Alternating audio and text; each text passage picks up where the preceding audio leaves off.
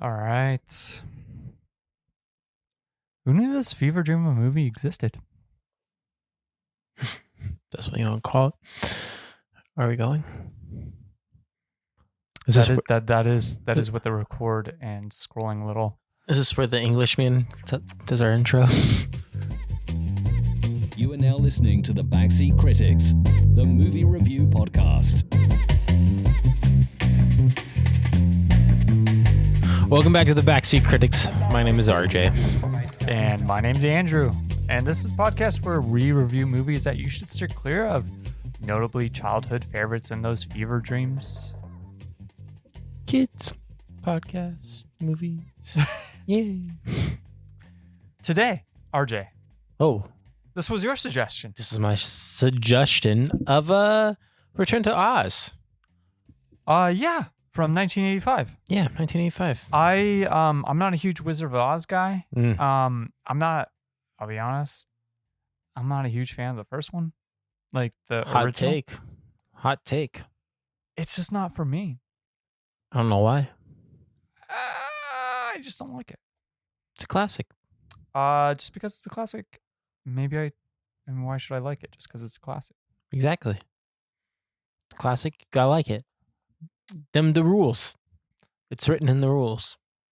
All right. So, Mr.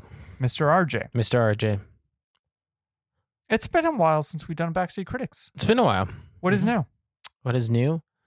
Things in life are happening, and we are here to talk about movies. Great.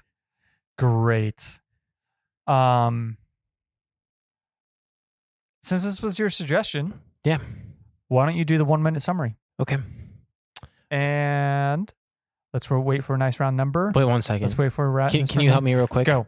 Can you help me real quick? What's the type of surgery that they wanted to do to her? Or they wanted lobotomy? They want to do a lobotomy.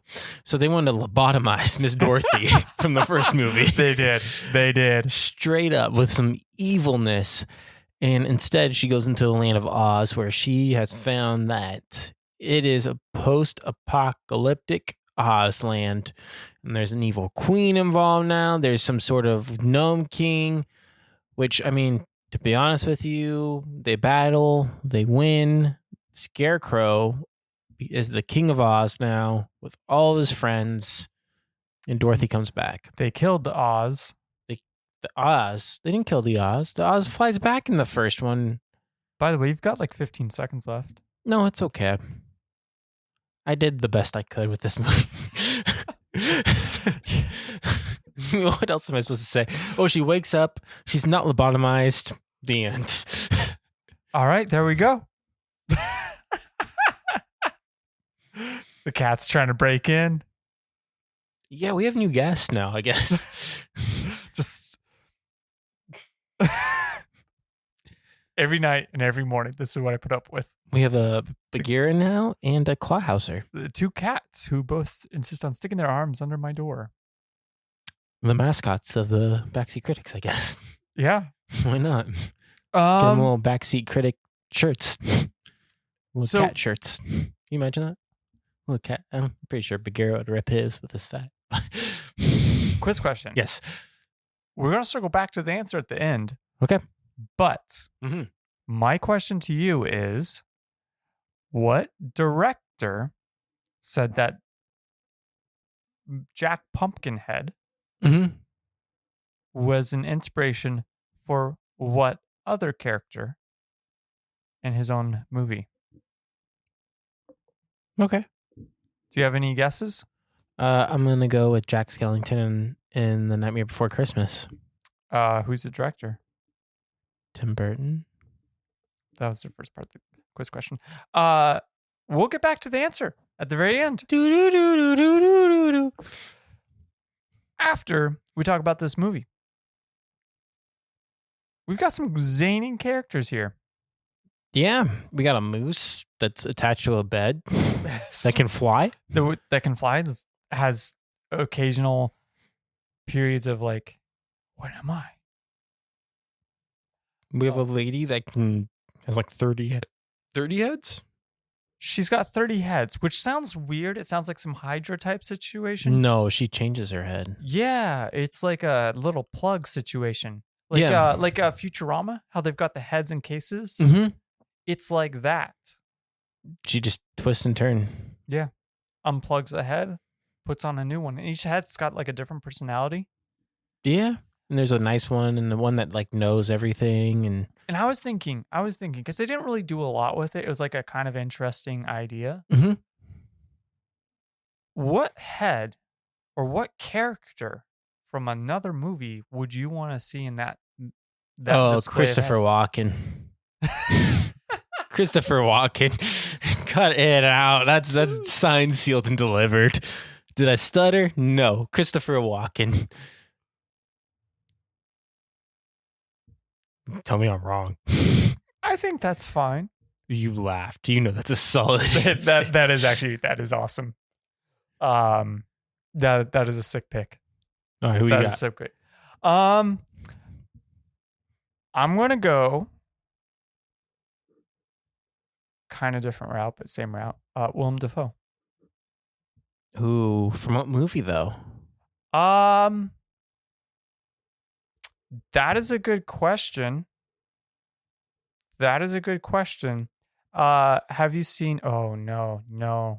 I'm backing off this because I was gonna say Shadow of a Vampire. No, I haven't seen that. I'm backing off that. No, John Malkovich. That's a good one. I'm changing my pick. I'm going with John Malkovich.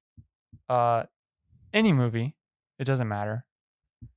John Malkovich is John Malkovich. It's a treasure.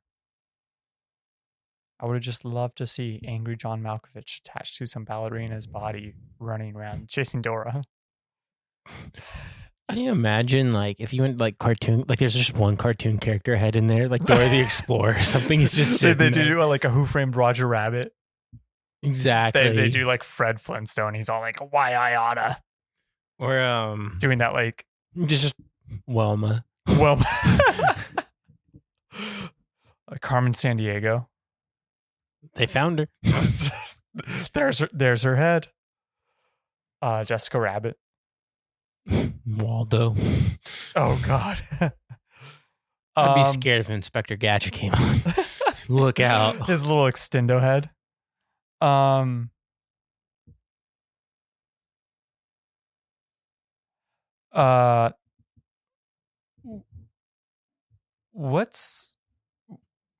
We had a few characters here. Yeah. We had a few characters. Few characters. Colorful cast of people and things. We and first meet. Was it Jack Pumpkinhead? Jack Pumpkinhead. Was that? No, it was the hen. Technically, It was the hen. It was the hen first because she came across. Was it another tornado that took them? I'm honestly forgetting. No, it was a make-believe girl or something that became the hen that helped Dorothy escape the lobotomy situation, the electroshock therapy that was going to lead into a lobotomy. Awesome. But was she really there? And then was it a tornado or some sort of storm that happened and then they were teleported into the land of Oz? Yeah. I'm hazy around that whole Or didn't she like run away? Yeah, that's like she escaped. And then she went down like a river? Was it a river? They went or a roaring This movie feels like a stream fever or dream. pond. She went down like a river or something like that. And then remember that evil nurse was chasing after her during that time period. Yeah. Yeah, I'm just trying to remember. Like, I don't remember how they got there. I just remember once they got to Oz. The hen was there. The hen was there. They were in some sort of raft or something. And then there were like, there were faces on rocks. And then B, they couldn't touch the ground or something. It was some like Tremors type situation. Like they jump rock to rock to get off onto the land. They couldn't stand on the sand for too long because otherwise they would die or something.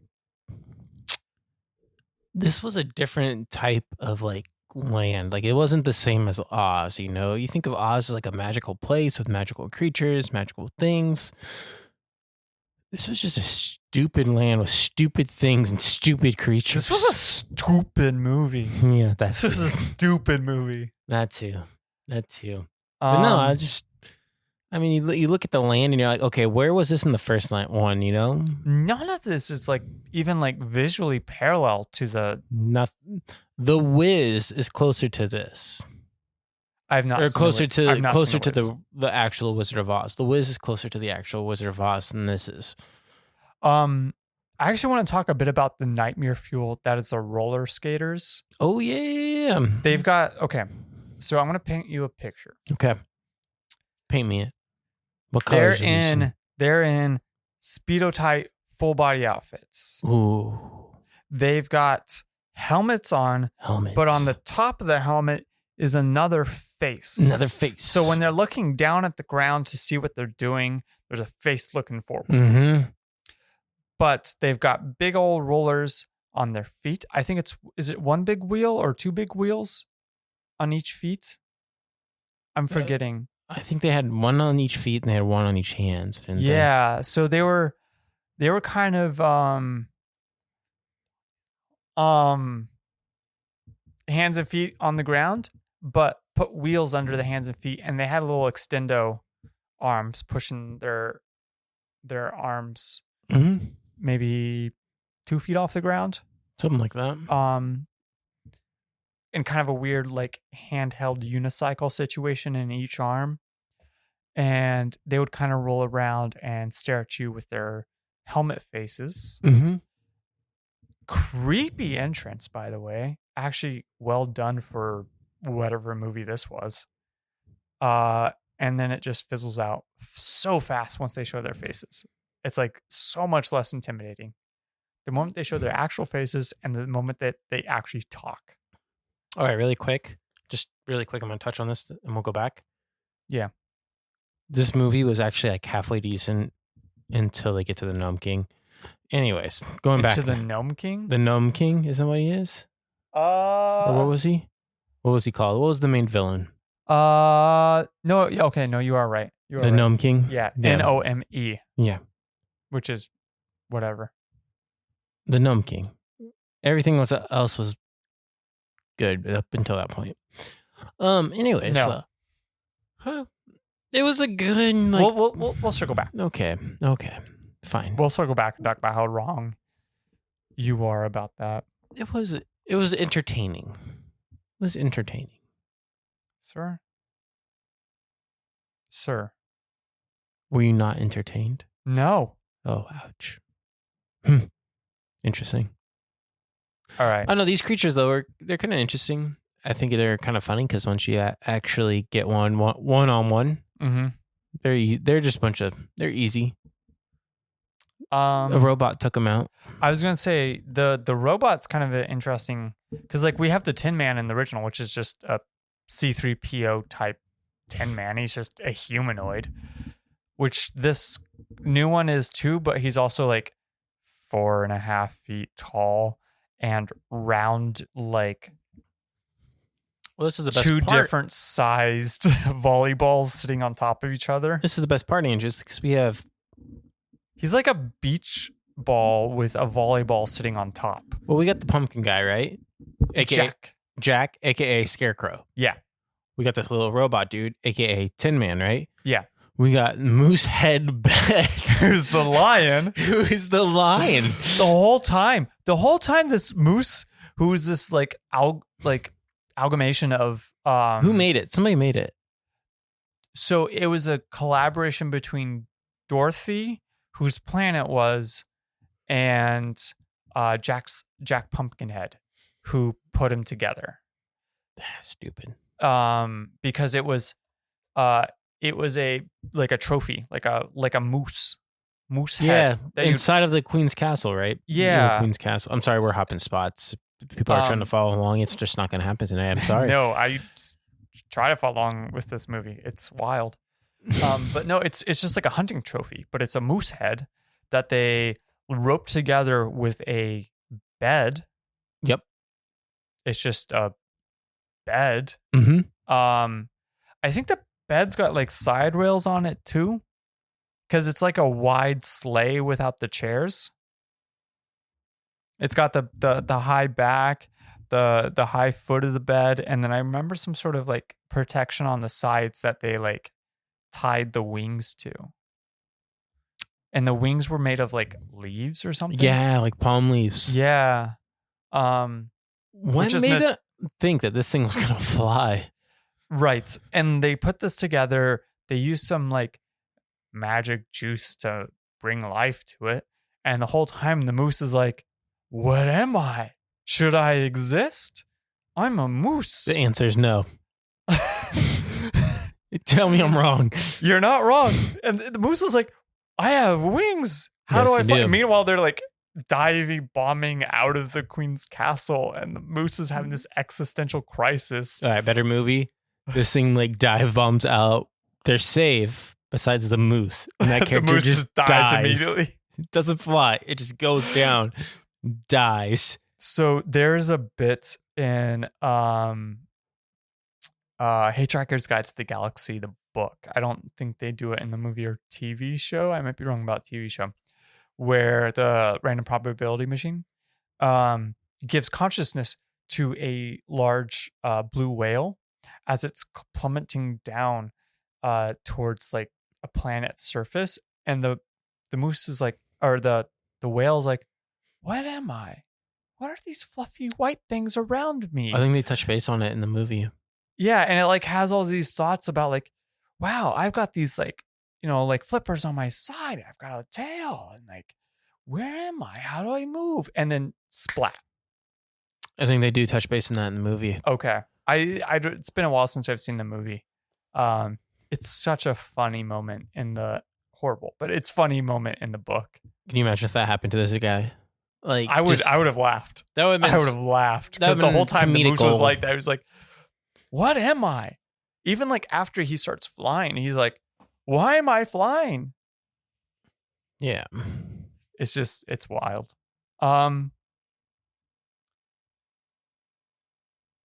Let's talk about this rock king. The gnome king. The villain of the movie. Terrible villain. His weakness is eggs.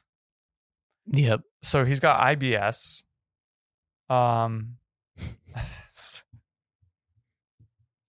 Sorry.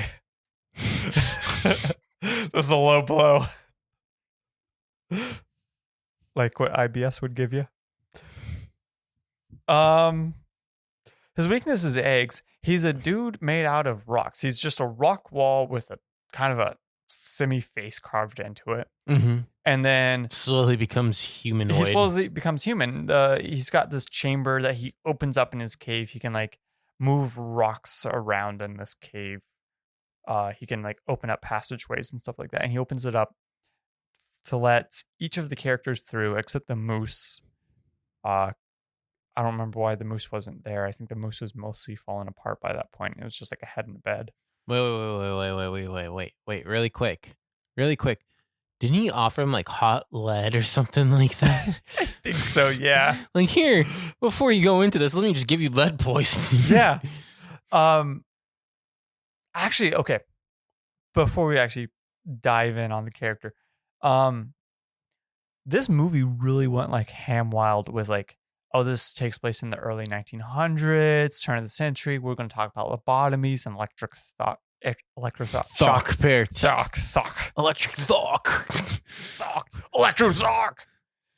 It's crazy.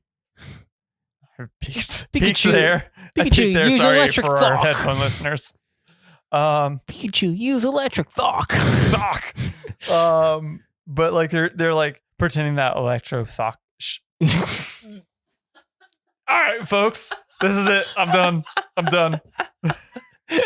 This is it. We're just going to call it electro shock because because Andrew got electric shocked. Electric shocked in the head. So, electric shocked in the membrane. Electro shock in the membrane. It's absolutely outrageous. Oh, I thought you weren't going to do that again.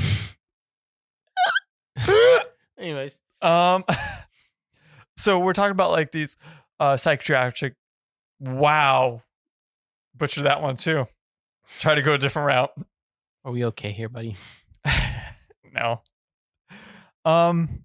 So they're trying to like normalize like lobotomies, electroshock therapy, just like different things like that. There's kind of a allusion to like Dust Bowl era. The lead comment. It's like, oh yeah, we're doing like early 1900s. I felt like they leaned into it a bit too much. A little bit, maybe. Like, we can understand what time period this is without being like ham-fisted what time period it is. Yeah. But anyways, the Gnome King, he can control rocks. He can like open up passageways. And so he'd open up a passageway and was it Jack Pumpkinhead would go in And just somebody. And he had to find some item in this bougie, like ancient Greek marble room that's just littered with objects. He had to find what object the Scarecrow from the original Wizard of Oz was turned into out of this room filled with thousands of items. Yep. He chooses wrong. When he chooses wrong, he turns into a object. And then each character kind of goes in. I think the robot goes in and then pretends to fail. He pretends to get stuck. Because remember, he's got to have like a certain amount of oil or something like that. No, he's got the turn shaft. Got to get turned. He's got to get turned. Got to get turned up. Sorry, headphone listeners again. To let Dorothy in so she could see what he picks. Yeah. To see if it's like right or wrong. Or to see what he turns into to get like gauge an idea. And it ends up being Emerald City. The things that they're turned into are emerald. This is basically the only allusion to outside of Scarecrow of things from the original movie. I don't even think they talk about the Yellow Brick Road. No, they showed the Yellow Brick Road being destroyed. Oh, did they? Yeah, I missed that. No, they show it's destroyed. Was that when they were flying overhead in the moose? No, it's when she first gets there. It's destroyed. It's ran down, broken. She goes, "Oh, I don't know how I'm gonna get to Oz with this broken road." Okay. I don't even remember that. So, did I miss it? Was Oz supposed to be the castle that they ended up at, or was that supposed to be part of Oz? At the end, it was Oz. At the very end, they made it to Oz. I forgot about that. They had all the homies there. They're throwing the party. They're doing the jig. For each time, I really cannot get into a comfortable position here.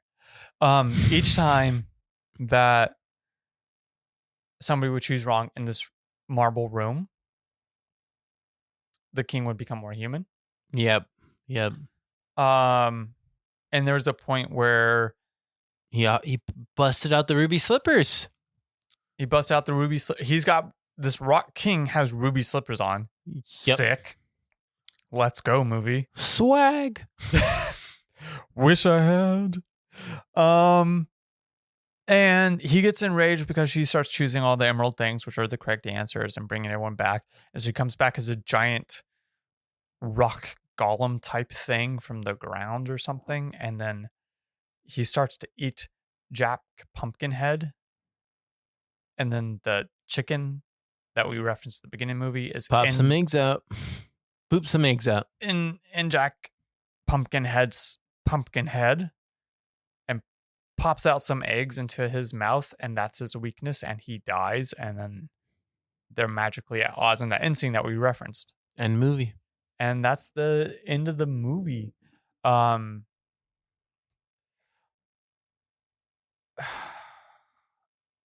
Before we dive into like the problems or anything, kind of been doing that throughout the whole podcast, but hey. Oh, I thought we were talking about the positives. Oh, crap.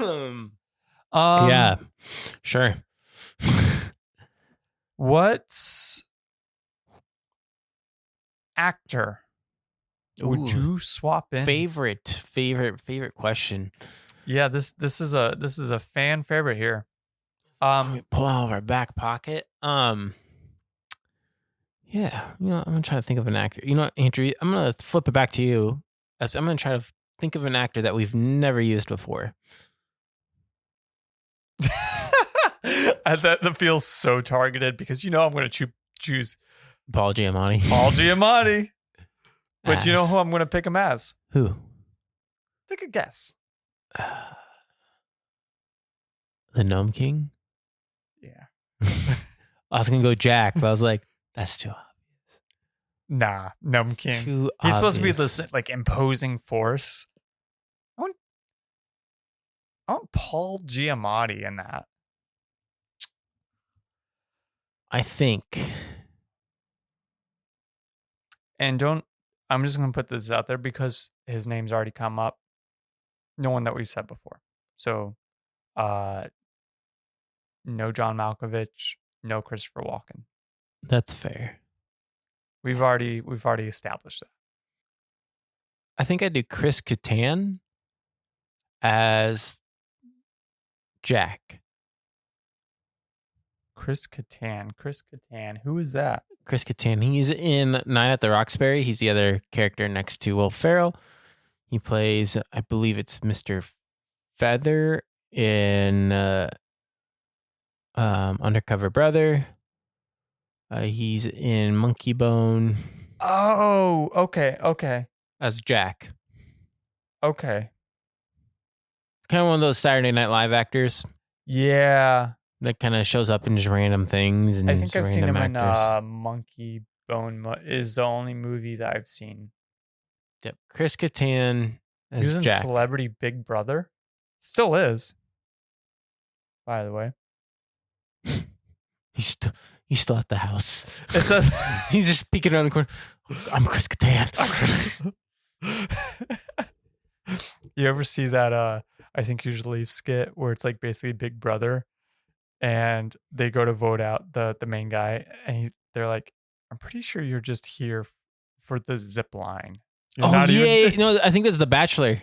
Was it The Bachelor? Is The Bachelor or The Bachelorette or something like that? And they He's- run through this montage of this guy just zip lining Yep. the whole time. And they're like, pretty sure you're not even interested in dating. And then they're like, there's some like bedside talk and there's some candles. And he's like, what do you think about the zip line?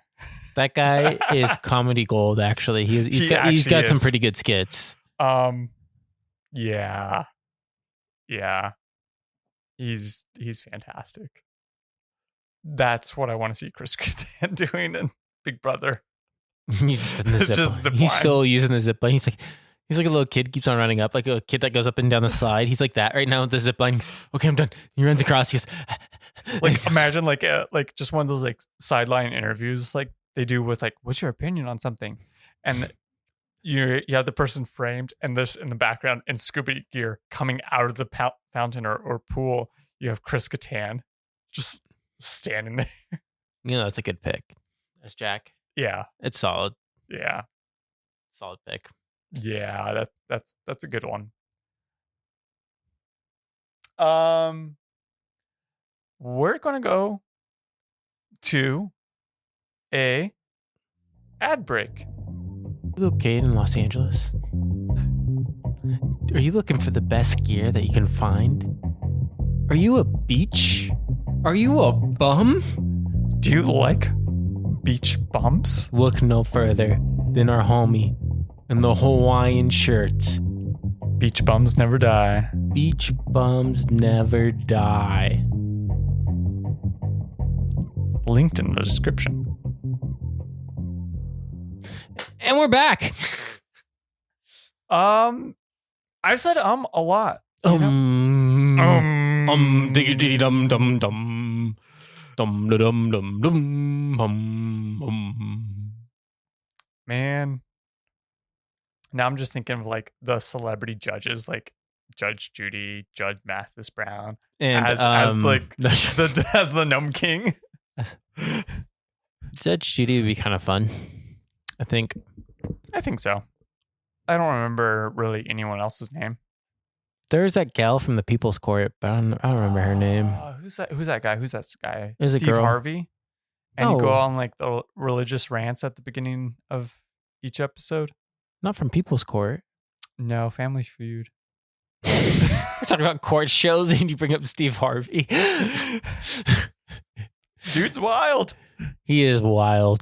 He is wild. There we go again. I I used to have this 4th grade teacher. Anytime he would say he had this like glass container. He would drop a marble into it. There I go again. To try to like prove a point. And anytime you did it during a speech, you had like a limited number that you could do during the speech before he'd be like, all right, you're done. Clearly it didn't work. That's all I want to say. Gotta do that rubber band method. What's rubber band method? Put a rubber band on your wrist and you flick it. Yeah, folks, don't do self-harm. It's okay. Snitchers get stitches. Woo! There we go again. Do you ever abandon? What are your final thoughts, Andrew? Yeah. No, actually, really quickly. I actually enjoyed the look of the Gnome King, and he was actually done by the Will Vinton. I think you mentioned Studios. during the movie that you wanted to talk about some of the effects from that how they did the Gnome King. Yeah, so like most of the effects through the movie. Hello, Clawhauser, the cat peeking her paws through the window. So a lot of the effects are just kind of like blah. But the Gnome King I actually really enjoyed. He had this kind of like morphing face that would just kind of be rock-like, and it just kind of worked. It's kind of nice. Turns out that it's all claymation done by Will Vinton Studios, who did the California Raisin. Yeah. It's I think it looks really good. Unfortunately, the more human he looks, the worse it gets. Yes. Yes. Sorry, the cat is waving her arms under my door right now. We're losing RJ. He's going to go touch the cat's paws get under the door. Yeah, wait till she claws you. He's playing like whack-a-mole with the cat's paws right now. Oh, who's winning? Bagheera's involved. You know what? He's got big claws. He's both of them will grab you. I've done it where like they'll have their paws underneath and I'll reach straight down thinking they won't see me, and they still grab. They still grab and claw. They're still looking. All right. But before we do final thoughts, Quiz question. Yeah. Jack Skellington was my guess. And Jack Skellington is 100% correct. And was it Tim Burton as well? Yep. Wow. Tim Burton's admitted that Jack Skellington is based off of and was heavily inspired by Jack Pumpkinhead. I think this is the third time I got this right. I think this is second, maybe first. I got Abraham Lincoln right. Oh yeah, you did. Vampire Slayer. Yeah. With the wrestling question, I believe. Mm-hmm. I don't know. I think I got another one right somewhere. Nope. No? No. Yeah. Hmm. Folks, go to our other episodes and listen and just double check me on Was that. it 3? Was it 2? It was 2. Okay. Including this one. My final thoughts. Give myself 3. And we're doing scale 1 to 10. No 7s. No 7s. Cop 7 out. is a cop-out answer. Cop out. It is the lamest answer you could do. Lame. It is safe. It is, you got to either commit to an 8 because you liked it, or a 6 because it was kind of lackluster. What you got? I'm giving it a 7. No, I'm gonna give it. I'm gonna do the points. Points. I'm gonna do the points. 6.5. 6 point. My guy. RJ's glaring at me. That's not a real answer. Is that not a real answer? That's not a real answer. 6. You really enjoyed it that much? You might be surprised. I am surprised. I did. Mm. It is a fever dream of a movie. It's a movie that I would watch while sick. It is stupid and weird, but not well written, but it is enjoyable. It is wild. It is trying something rather than just doing kind of a cliche-ish type storyline. It's something I would watch when I'm sick. I kind of thought it was like, it's schlocky fun. It's stupid. It's a fever dream. If you like, oh man, what is it? The kung fu kangaroos. Warrior's Virtue. Thank you. Previous episode. If you like that type of stuff, this is a lesser version of that. I would say if you split this into 2 movies, if you did, just humor me for a second. The last half is the weaker half. The last half is a 1. The first half is like an 8. But that's fair. Due to what I have to grade it as a whole, I'm gonna go with 3.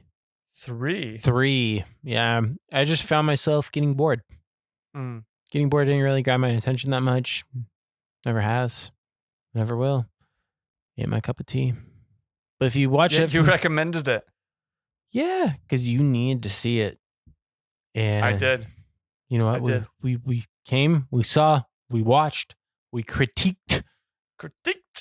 It's the Backseat Critiques. And no, I gave it 3. The real Backseat Critics. Yeah, I don't know about these other fake guys out there. The fools. Yeah. Anyways, no, I give it 3. Okay. Give it 3. I just don't... That's interesting. Just a meh. Because between 1 and 8 is a 4, so you kind of leaned on the more side. Side, because I mean, even during the 8 times, there's times where I was just like, you know?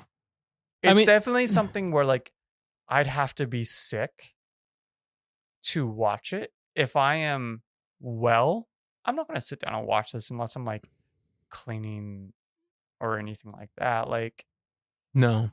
It's background fodder. Yeah, I enjoy it because it's schlocky. Some of the effects are really cool, and it's trying something. It fails, but it's trying something. Yeah, I mean, like I said, the first half. The first half is kind of. I mean, actually, let's just say the first, like, if we're gonna break it into quarters, the second quarter, maybe a little bit into the third, is good. After that, I feel like the majority of the movie just kind of. Meh. Yeah. I get that. I think it tried something. It fell short, but I'm like, I appreciate the effort. I can hate on it all day, but I appreciate the effort for trying something that isn't Red Notice. Red Notice? Was that it? The Dwayne "The Rock" Johnson Chris Evans movie. Well, I enjoyed that one. I really did. Yeah. I don't think it's called Red Nose. It's called Folks, Red One. Speaks. No, I'm kidding. I enjoyed Red One. It made Ohio State win a football game. I'm not a Ohio State fan, but I'm glad I pumped somebody up. I enjoyed it. So, folks, we are back. We are back. We're getting in motion. Back again. Stay tuned for future episodes. Stay tuned. RJ. If they want to find us, where can they find us? Instagram. What's our username? Backseat Critics. The Backseat Critics. There we go. YouTube. What can they look up to find us? The real Backseat Critics. No. I mean, we are the real Backseat Critics. But we're the Backseat Critics. You can look us up anywhere. If you've got questions, thebackseatcritics@gmail.com. Or just, it's easier for both of us, honestly. DM us on Instagram if you have movie requests. If you want to talk about guesting, We here. we're here. We listen. We've got big ears. We can hear you. We got beach pumps. Also, shout out to Jordan Doing his thing. doing his thing. Fires and all. He's doing his thing. All right, folks. Until next time. We Peace. out.